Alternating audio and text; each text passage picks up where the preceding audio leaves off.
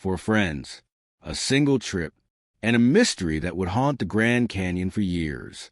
It began like every adventure does, with excitement, laughter, and a map that led somewhere off the trail. But what started as a weekend getaway ended as one of the most chilling disappearances the canyon had ever seen. 6 years later, one of them returned, barely alive, carrying a secret so horrifying it would change everything we thought we knew about what hides beneath the canyon's surface. Welcome to Uncommon Stories. If this story stays with you, hit subscribe, and tell me where you're watching from and when the truth found you. Now, let's begin. Their names were Ryan, Ethan, Lucas, and Chase. For lifelong friends from Flagstaff, Arizona, they'd grown up exploring trails, camping, chasing sunsets across the desert horizon. This trip, in late September 2014, was supposed to be their last adventure together before life pulled them in different directions. Ryan had just gotten engaged. Ethan was preparing for graduate school. Lucas was about to move to Seattle. And Chase, the wild one of the group, had suggested one final memory they'd never forget. He was right. They never would. The plan was simple. A 3-day camping trip into the lesser-known northern rim of the Grand Canyon, near an area few tourists ever visit. Chase had read online about a hidden cave system, unmarked and unmapped.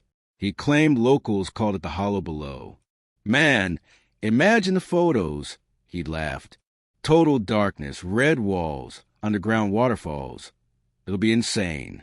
Ryan hesitated. Ethan was cautious. Lucas said what everyone was thinking. Sounds dangerous.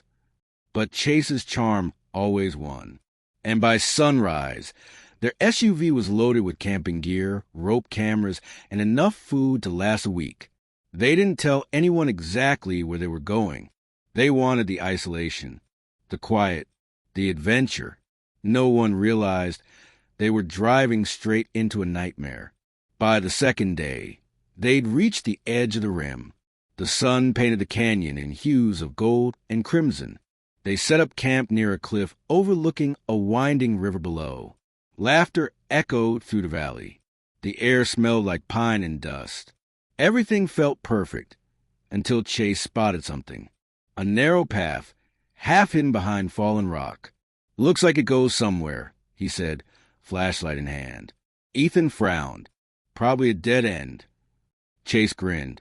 "Only one way to find out." Ryan rolled his eyes. But curiosity, that quiet, reckless voice, got the best of them. They followed Chase down the narrow path.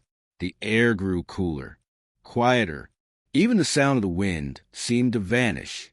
The path ended at a jagged opening, a cave mouth that yawned into blackness. Lucas turned on his flashlight. The beam cut through the dark, revealing ancient carvings along the walls. Symbols, patterns, almost like warnings. "What is this?" Ethan whispered. Ryan stepped closer. "Looks old, like thousands of years old." Chase smiled. "Then we're definitely going in." And before anyone could stop him, he disappeared into the darkness. The tunnel was narrow, steep, cold. Their lights flickered against smooth red stone, each echo bouncing off unseen walls. At first, it was breathtaking, vast underground halls carved by nature itself. But the deeper they went, the stranger became. Symbols covered the walls, strange markings that looked carved by hand. And the deeper they went, the more unnatural it felt, as if the canyon itself was breathing. Ethan felt it first, a pressure in the air, a whisper that wasn't wind. He turned to Ryan. "Do you hear that?" Ryan stopped. "Hear what?" Ethan swallowed. Voices. They pressed on anyway. Hours passed, or maybe minutes. In that endless dark, time didn't make sense. Then, without warning, their flashlights flickered. One by one, the beams went out. Total darkness. A scream echoed through the tunnel. Lucas shouted, "Ryan? Chase!" No response. Something moved behind them. Footsteps, too slow to be theirs. Then a whisper, low, deliberate. "You shouldn't be here." Ethan froze. The air grew colder. Something brushed past his shoulder.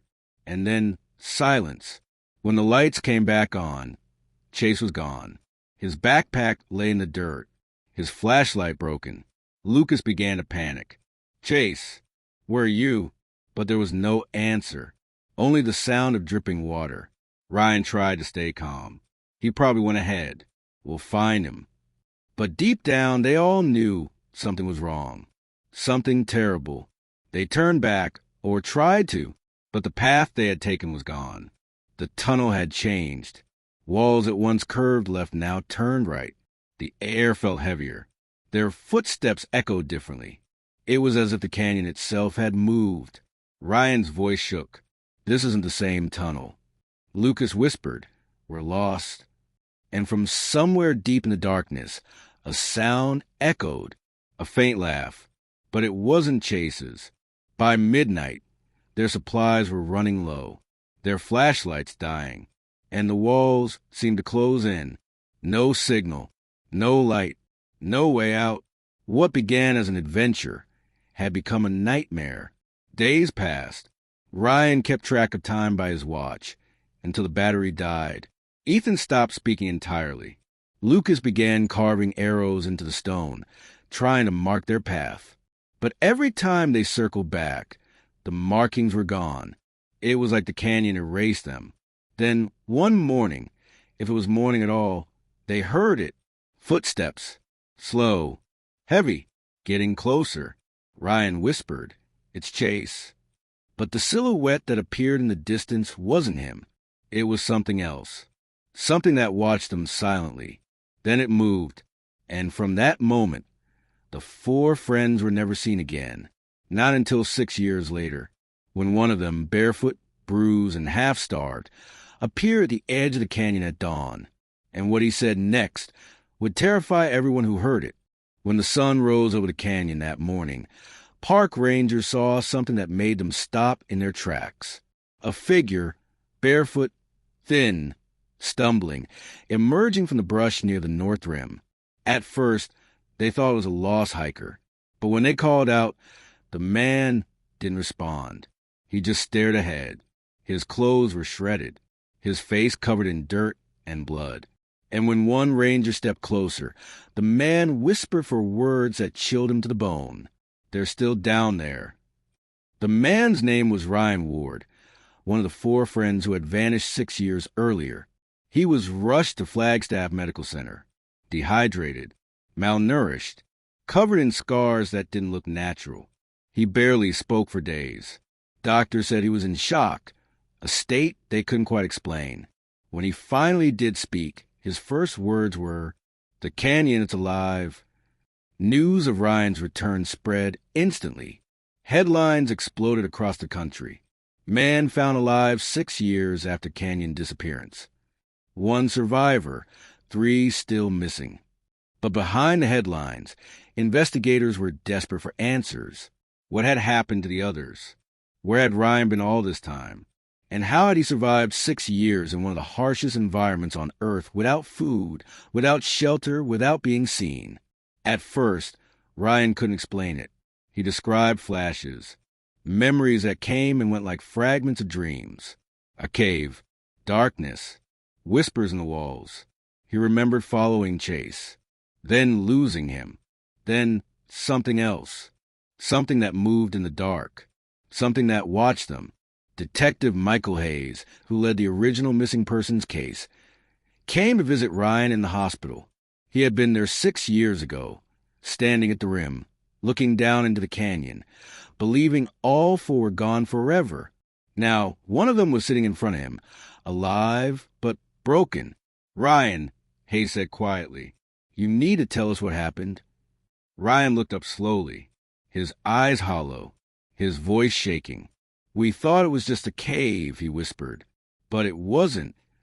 As he spoke, the room fell silent.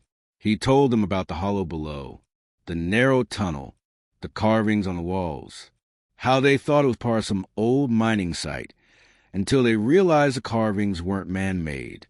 Symbols that seemed to shift when you looked away, whispers that grew louder the deeper they went, and a presence that followed them. Something human. Something not. He said the tunnels changed. Walls that once turned left now turned right. Passages that led forward now led nowhere. As if the canyon itself was breathing. He said they felt watched. Not just followed, watched. And then, one by one, his friends began to disappear. First Chase, then Ethan, then Lucas, each taken in silence, each leaving behind only a scream that seemed to echo forever. When investigators asked what took them, Ryan hesitated. His hands trembled. He looked at the detective and whispered, "It wasn't a person." Detective Hayes frowned. "What do you mean?" Ryan stared down at his shaking hands. "The canyon," he said quietly. "It doesn't let you leave." For weeks, investigators tried to piece together his story. They searched the area where the friends had camped. They found remnants of their tent, torn and weathered, a single boot, a rusted flashlight, and carved into the rock near their last known campsite a symbol, the same one Ryan described, a spiral, twisting inward, carved deep into stone and fresh, as if someone or something had made it recently. Ryan's story was inconsistent. Doctors said trauma could have distorted his memory. But one thing was clear. He had seen something no one could explain. And every night, he woke screaming. He claimed he could still hear them, his friends, calling from below. Detective Hayes returned weeks later, hoping Ryan had remembered more. "Ryan," he said gently, "if there's any chance they're alive, you have to tell us where." Ryan didn't answer immediately. He stared out the hospital window, at the horizon, where the canyon stretched endless and golden. Finally, he whispered, "They are alive, but they're not the same." Investigators planned a return expedition, a full-scale search deep into the northern rim, using Ryan's fragmented descriptions as a map. He warned them not to go. He said the canyon wasn't just stone, it was aware. It listened. It remembered. And once it knew your name, it never forgot. The night before the expedition, Ryan vanished from a hospital. Security footage showed him walking down the hallway barefoot, down the stairs, out the front door. He didn't run. He didn't hide. He just walked into the desert, toward the direction of the canyon, and was never seen again. 3 days later, the FBI entered the hollow below. What they found inside defied logic, and what they heard echoing in those tunnels froze them in place, because the voices calling through the dark were not alone. They were answering back. The search began at dawn. Helicopters hovered low over the canyon's northern rim. Dust spiraled upward, mixing with morning light. Below, a line of agents, rangers, and geologists in bright orange vests moved carefully through the scrub and stone. They weren't tourists. They weren't hikers. They were stepping into a legend that had already swallowed 4 young men whole. And somewhere inside that labyrinth, one had come back. Detective Michael Hayes led the operation himself. He'd seen impossible cases before, drownings without water, disappearances without tracks. But nothing like this. Ryan Ward's return had changed everything. He wasn't just a survivor. He was evidence. Proof that something lived in the canyon that didn't want to be found. The first day yielded nothing. Just rock, wind, and silence. But on the second day, a ranger found something wedged between 2 boulders. A camera, half crushed, its memory card still intact. When investigators viewed the footage later that night, the tent fell silent. For voices echoed from the darkness. Ryan, Ethan, Lucas, and Chase, laughing, joking, descending into the mouth of the hollow below. Then the laughter stopped. The screen flickered, and the last frame showed a wall of symbols, glowing faintly in the light, before the feed cut to black. By the 3rd morning, they located the cave. It looked ordinary, a dark slit between slabs of sandstone. But standing there, the air itself felt wrong. Too still, too heavy, as if the canyon were holding its breath. One agent whispered, "It's waiting." No one answered. They entered anyway. Inside, the light vanished almost instantly. Only the beams of flashlights remained, slicing through dust and silence. The deeper they went, the colder it became. And then they saw them, the carvings. Spirals, handprints, crude shapes of people kneeling, each etched in fresh red pigment that wasn't paint. Some symbols matched the ones Ryan had drawn in his hospital room before he disappeared. It wasn't coincidence. After 30 minutes, they reached a chamber big enough to stand upright. At its center lay the remains of a camp, torn sleeping bags, rusted cans, and a single boot, size 10.5, confirmed to belong to Ethan Cole. The air stank of metal and decay. They marked the area and kept moving. Farther in, the tunnels branched, left or right. Hayes chose left. That's when they heard it. A voice faint echoing. "Help me?" The team froze.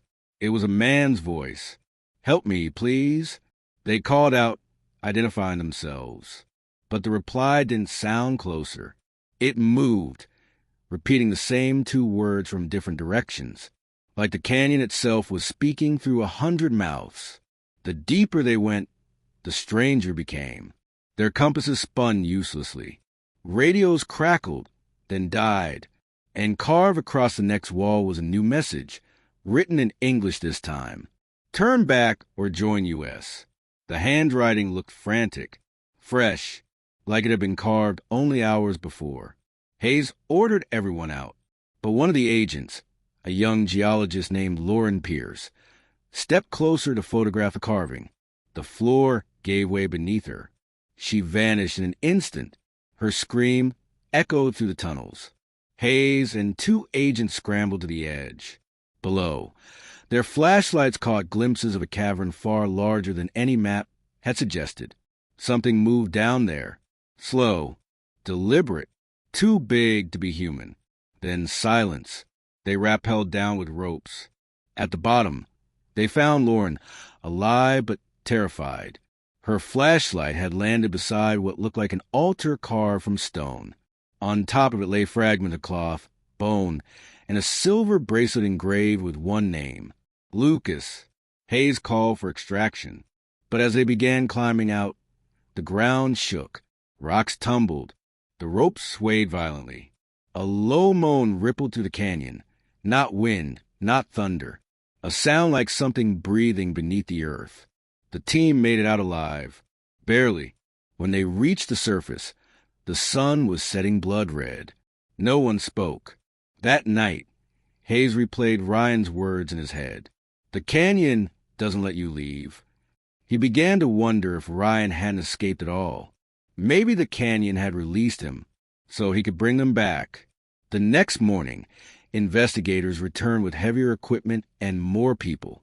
But the entrance they had used was gone, completely sealed by rockfall, as if it had never existed. And when drones searched the area, they detected a new fissure almost half a mile away. A fresh opening, wide and black, breathing out cold air. The canyon had moved again. In the command tent, Hayes stared at the satellite images. Every new skin showed subtle shifts in the terrain, like veins changing shape beneath skin. It wasn't erosion.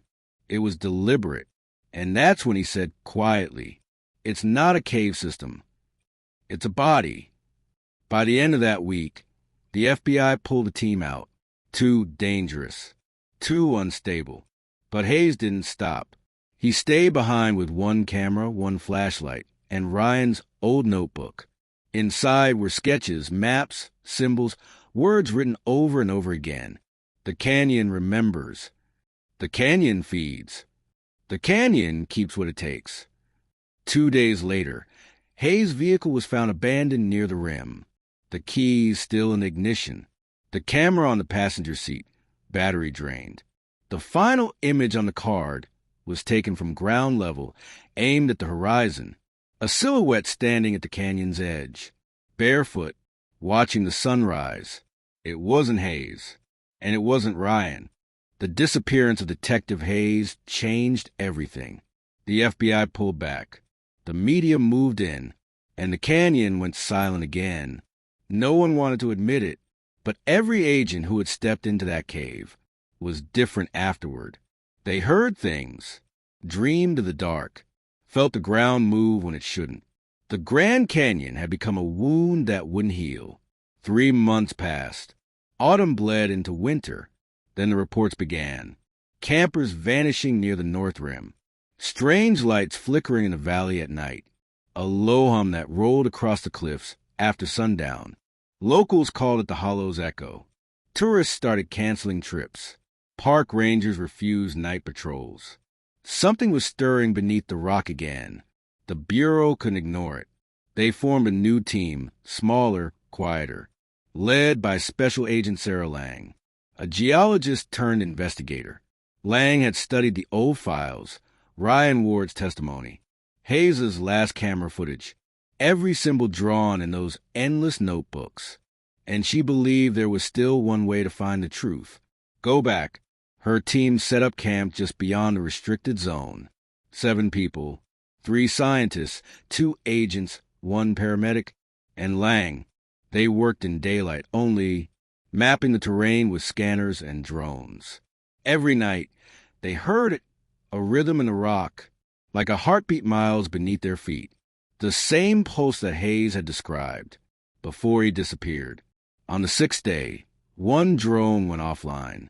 When they recovered the footage, it showed a fissure opening in real time, stone splitting apart, revealing a tunnel that hadn't been there hours before. Lang watched the replay again and again. Then she whispered, "It's moving toward us." At sunrise, they entered. The passage sloped downward. Smooth walls, no tool marks, as if carved by pressure or something alive. Half a mile in, they found symbols etched in spirals. Fresh, wet to the touch. Lang lifted her flashlight. "They're not carvings," she said. "They're growing." The symbols were swelling from the rock, pulsing faintly, as if breathing. They reached a cavern so vast, their lights couldn't find the ceiling. At its center stood a column of stone, twisted like bone. Around it, hundreds of handprints, each smaller than the next, layered in red dust. It looked like generations had touched that pillar, each leaving a mark, each feeding something ancient. Lang set down her camera. "This isn't a cave system," she said. "It's a structure." The geologist beside her swallowed hard. A structure built by what? No one answered. The ground trembled. Dust rained from above.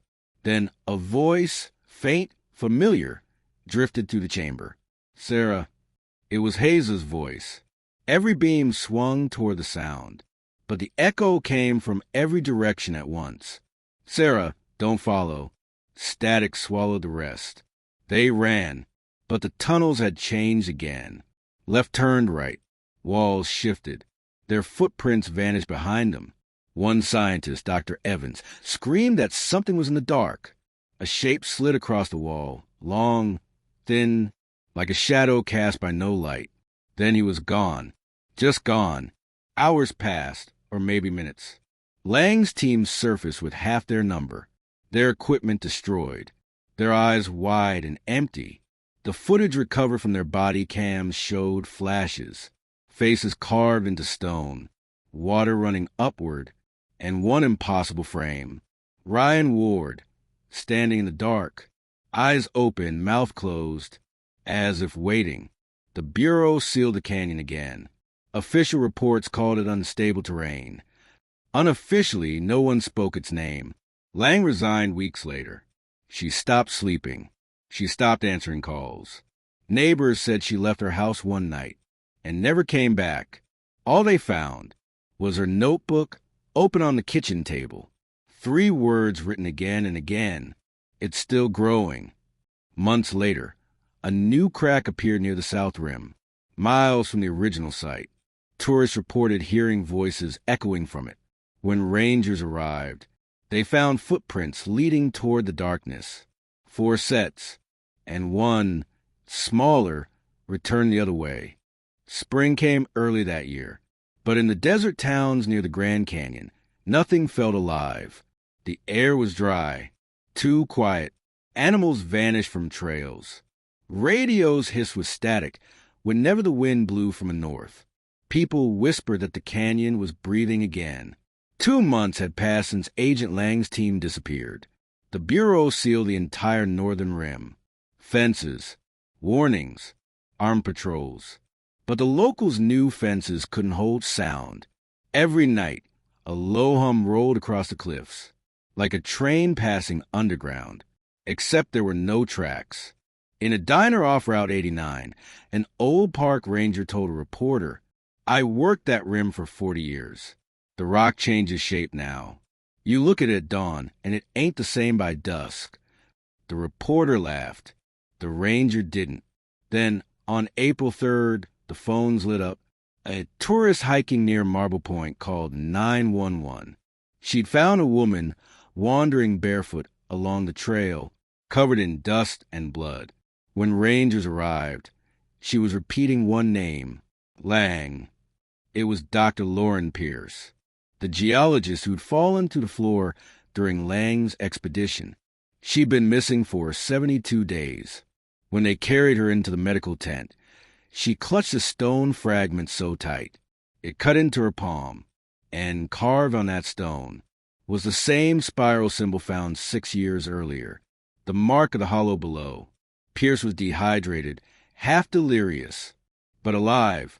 The first words she spoke were whispered, shaky. "It's not a cave. It's a root." No one understood.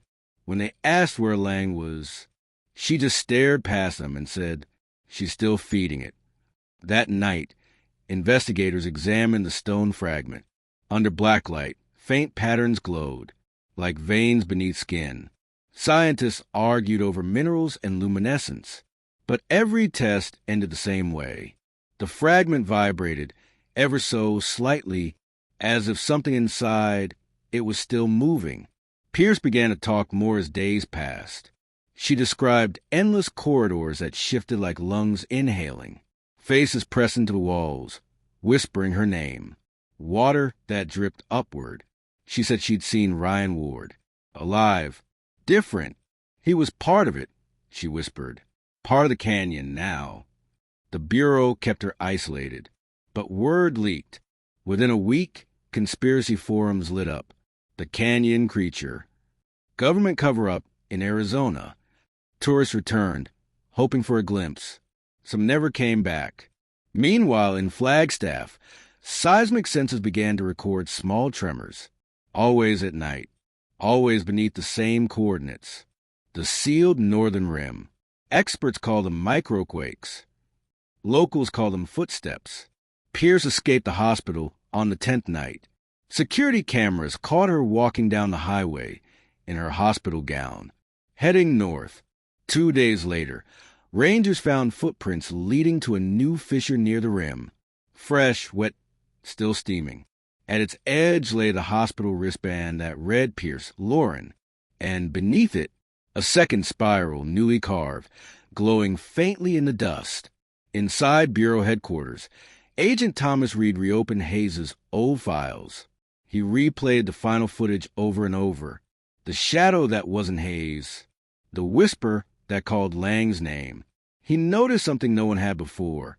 Behind the silhouette, on the canyon wall, the rock was pulsing, slow, rhythmic, alive. Reed wrote one line in his report before the file was sealed again. The Grand Canyon is not a landscape. It's an organism. Weeks later, a storm swept across the desert. Lightning struck the rim repeatedly, as if drawn to a single point. When the storm cleared, a new crater had formed, perfectly circular, deep, and silent. Satellite images showed a faint glow at its base, and standing at the center of that light was a figure, barefoot, arms open, facing upward. Her ID tag still hung from her neck. Lang. The morning after the storm, helicopters circled the new crater. From above, it looked impossible. A perfect ring carved straight into the desert, its edges smooth, its depth unreadable. And at its center, Agent Sarah Lang stood motionless, eyes open, arms lifted toward the sky, surrounded by light that shouldn't exist. When rescue teams rappelled down, their radios failed halfway.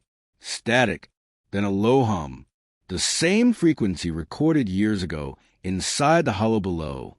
The closer they came, the louder it grew, until one pilot shouted through the noise, "Pull them out! Pull them out now!" But it was too late. Lang turned. Her lips moved, but her voice came through their headsets. "Not the air. You opened the wound," she said. "Now it won't close." Then the light collapsed. When the dust cleared, Lang was gone. So were the two rescuers. Only their ropes remained, melted clean through, as if cut by heat. By noon, federal vehicles lined the rim. The entire area sealed within hours. The official statement called it a sinkhole caused by the storm, but satellite images were wiped within a day. Inside the containment perimeter, scientists detected electromagnetic pulses every 47 seconds, steady, rhythmic, like a heartbeat. Agent Thomas Reed watched from the command tent. He'd seen anomalies before. Never like this. The readings weren't random. They were coordinates. Each pulse pointed deeper underground, leading to the same place Ryan Ward had described 6 years ago, a chamber that moved when you weren't looking. That night, Reed listened to the archive recordings of Ryan's hospital interviews. "The canyon learns you," Ryan had said. "It changes for you. It remembers."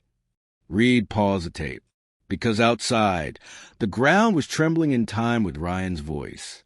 The Bureau authorized a deep drill survey. A narrow bore descended nearly a mile before it hit something solid. Not rock, not metal, organic. The core sample steamed when it reached the surface. Fibrous tissue, cells still alive. Under the microscope, the pattern of the cells matched one thing exactly: human nerve endings. Reed stood in silence as the lab tech whispered, "Sir, the canyon's alive." He didn't respond, because through the tent wall, the hum was growing louder. That night, the lights along the rim went out one by one. Guards reported seeing shadows walking between the flood lamps, moving in pairs, like patrols. When they checked, the ground where the shadows had passed was warm to the touch. Just before dawn, a single figure approached the perimeter fence, barefoot, covered in dust. A woman. She looked directly into the cameras and said, "Let me in." It was Lauren Pierce, the geologist who had vanished again weeks earlier. Reed met her at the gate. Her eyes were black as obsidian. She smiled softly and said, "It's finished growing." They took her inside. She asked for water, then drew something on the table with her finger, a spiral of perfect symmetry. At its center she wrote one word: root. Then she looked up at Reed. "You're standing on its stem," she said. "The canyon isn't above the earth. It's below it. The rest of the world is growing from it." Moments later, alarms blared, seismic spikes, for distinct pulses radiating outward from the crater. Each direction pointed to a town on the map, for lines, for friends. Reed realized the pattern matched the GPS coordinates of Ryan, Ethan, Lucas, and Chase's last known campsite. It was reaching outward, for them, for anyone who had spoken its name. Pierce stood calmly in the chaos. "You should have let it sleep," she whispered. Then the lights burst. Every monitor in the tent went white. For 7 full seconds, cameras across the rim recorded nothing but brightness, and the faint outline of human shapes walking through the glow. When vision returned, Pierce was gone. The crater was gone. In its place lay a flat stretch of desert, unbroken, silent. Reed ordered the site evacuated, but as the convoy drove away, a low rumble followed them. Slow, steady, patient. The heartbeat hadn't stopped. It had only moved. And somewhere miles behind them, at the new edge of the Grand Canyon, fresh cracks spread through the earth, forming a spiral big enough to see from orbit. When the spiral appeared on satellite images, the Bureau tried to hide it. They couldn't. News stations caught the shot before it was censored.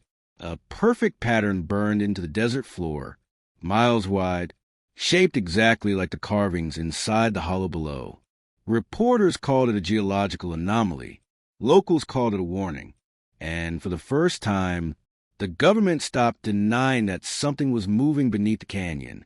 Agent Thomas Reed hadn't slept in days. The hum was back. You couldn't hear it. You felt it under your ribs, in your teeth. Every pulse lined up with seismic data that now stretched hundreds of miles from the original site.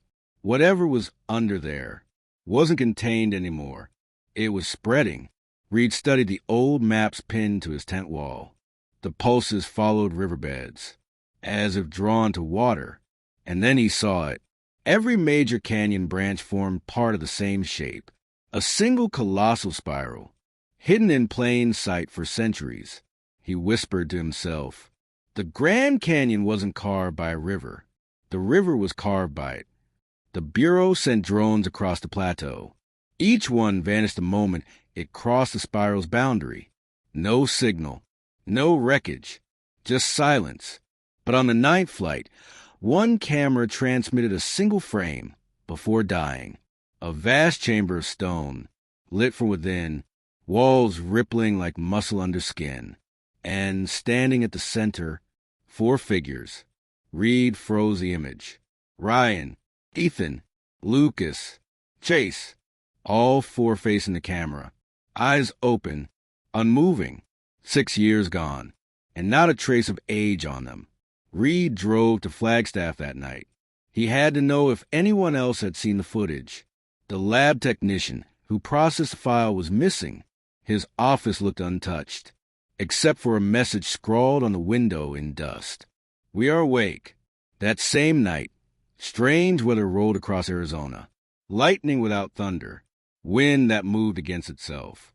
At 2 a.m., every sensor along the rim registered a vibration so precise, it formed musical notes. 3 low tones repeating endlessly.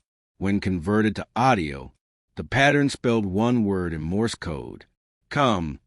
Reed didn't tell anyone. He packed 1 camera, a flashlight, and Lang's old notebook, and drove back to the canyon alone. He reached the rim before dawn. The spiral stretched below him, faintly glowing under the stars. He whispered, I'm here. The hum answered. He descended by rope, the same way the first teams had done years ago.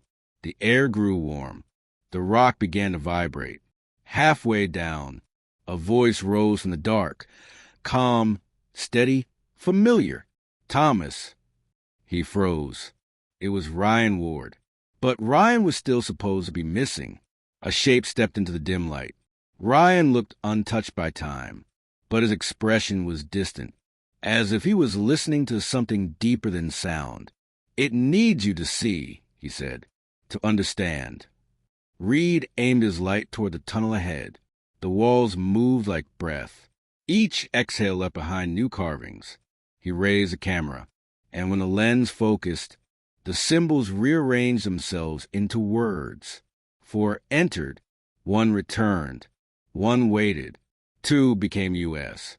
Reed backed away. Ryan reached out, not menacing, almost pleading. You can't fight it, he said. It's older than this earth. It only borrows our faces, so we'll listen.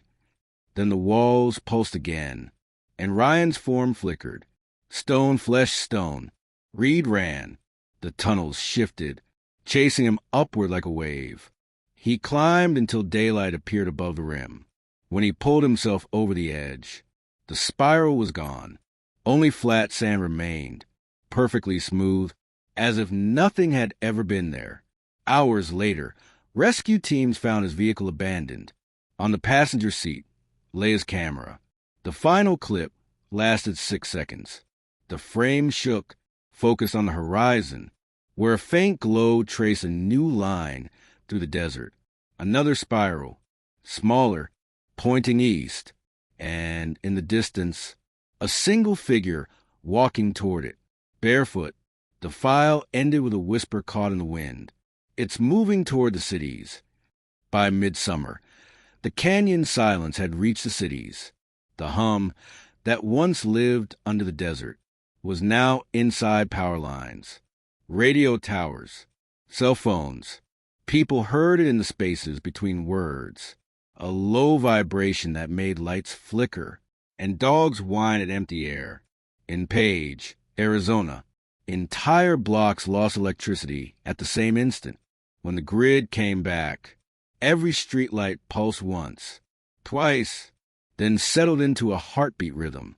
Residents said they could feel it in their ribs, like something far below was breathing through the wires. The Bureau tried to quiet it. They sealed the rim again, confiscated satellite data, denied everything, but the sound kept spreading. It traveled through concrete, through water, through us, and then the sightings began. Across the state, people reported figures walking the highways at night, barefoot, silent, their faces turned toward the canyon. Every one of them matched a missing persons report. From the last 6 years, Ryan, Ethan, Lucas, Chase, and dozens of others. Agent Thomas Reed's last transmission came from a motel outside Williams.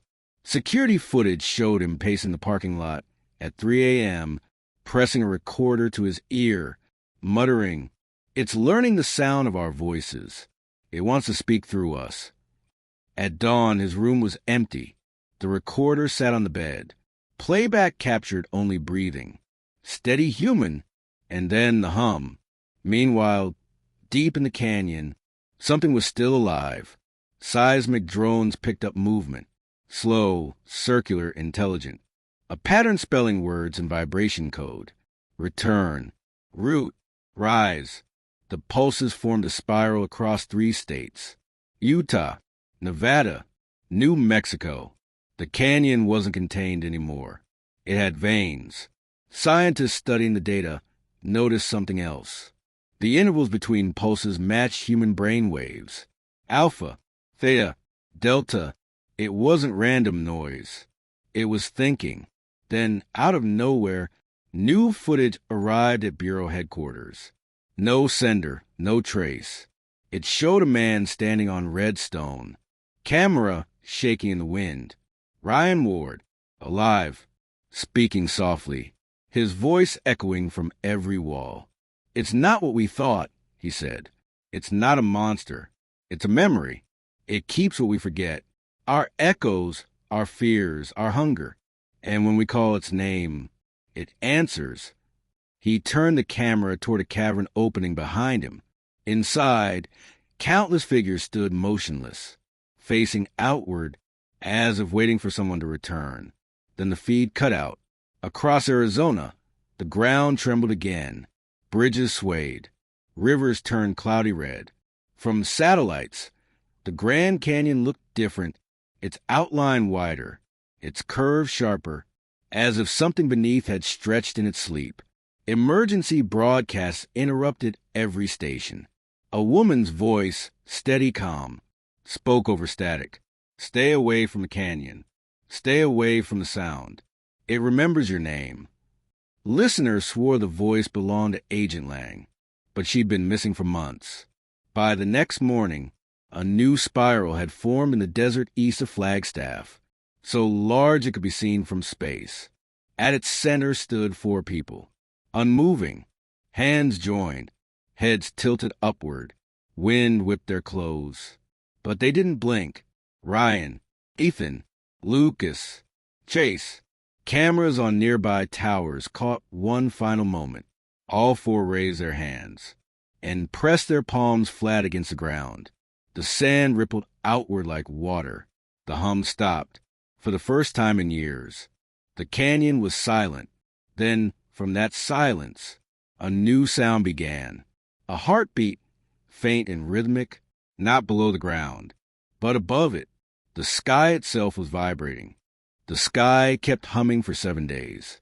At first, people thought it was machinery, jets, generators, something explainable, but the sound had no source. It came from everywhere, and from inside. Hospitals filled with patients complaining of vibration in their bones. Glass trembled without breaking. Compasses spun like they'd lost the idea of north. Then the hum stopped. Not gradually. Just gone. Silence spread over the southwest, like the pause before an answer. When the signal returned, it wasn't sound. It was light. A faint glow rippled across the desert at midnight, tracing the same spiral pattern seen from orbit. This time it wasn't carved in rock. It floated above the ground, a shape made of dust and memory. Every camera that captured it went blank, except one, belonging to a weather satellite drifting hundreds of miles overhead. The final image showed something extraordinary. The canyon no longer as a scar on the earth, but as a bloom opening across the world. Scientists argued. Some said it was plasma. Some said an electromagnetic storm. But the oldest maps of the region held a name, scribbled in languages older than English. The route below. For centuries, tribes had warned of a place that grew instead of eroded, a place that ate time itself. And now the world was seeing it wake. In a command center beneath Washington, the Bureau gathered what was left of its files. Reed was gone. Lang was gone. Ryan and the others silent. Only one recording survived, hidden in the data stream of that final satellite image. A voice, faint but clear, it said, it wasn't calling us in. It was calling itself out. Within weeks, the landscape began to change. Rivers shifted course toward the canyon. Cracks appeared in farmland hundreds of miles away. Every fault line seemed to point back to one location, the place where the four friends had last stood. And in that dry center of the spiral, plants began to grow. Not normal plants. Their stems the color of sandstone, their leaves thin as glass. They shimmered under moonlight, and when wind passed through them, they made a sound, a low, steady hum. Journalists called it the bloom. Pilgrims called it the return. But to the few who knew the old case files, it was something else. Proof that the canyon had roots. What had been buried was rising, slowly, patiently, like a seed remembering sunlight. Then one evening, a hiker wandering near the restricted zone found a man sitting on a boulder, staring at the horizon, barefoot, dust-covered. When the ranger asked if he was lost, the man smiled. Not lost, he said softly. Finally home. The ranger turned to call for help. When he looked back, the man was gone. Only 4 footprints leading toward the edge and fading into stone. Months later, the Bureau released its final report. It contained no theories, no answers, just one closing paragraph. The Grand Canyon is no longer a geographic feature. It is an organism in geologic form. It sleeps in centuries and breathes in epochs.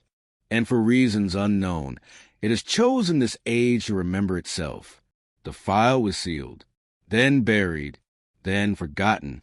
But those who live near the rim say that on certain nights, when the wind is still and the moon is full, you can hear voices riding the air, 4 of them laughing softly, like friends on an endless hike. And if you listen too long, the ground seems to shift beneath your feet, as though the earth is turning towards you, waiting for you to speak its name.